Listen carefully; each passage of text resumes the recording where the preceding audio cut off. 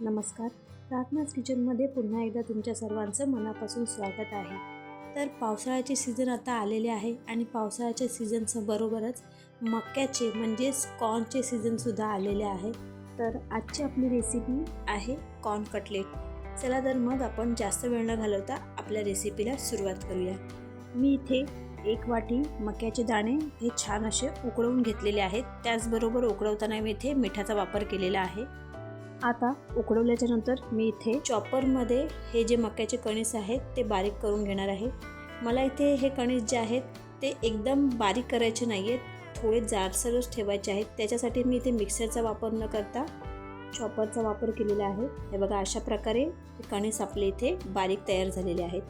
एका बाउलमध्ये मी 2 मोठे बटाटे इथे उकडवून घेतलेले आहेत, ते इथे मी बारीक किसून घेणार आहे. कटलेट्स हेल्दी बनवण्यासाठी मी इथे इतर भाज्यांचाही वापर केलेला आहे.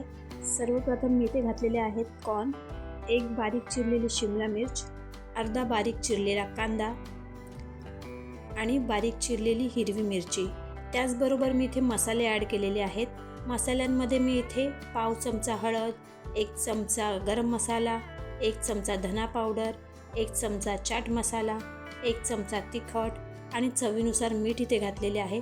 त्याचबरोबर बाइंडिंगसाठी मी इथे 1 मोठा चमचा बेसनचे पीठ आणि 1 मोठा चमचा कॉर्नफ्लॉवर घातलेले आहे.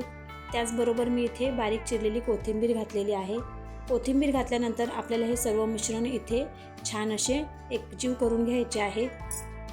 एकही थेंब पाण्याचा वापर न करता आपण हे मिश्रण इथे छान असे तयार करून घेतलेले आहे.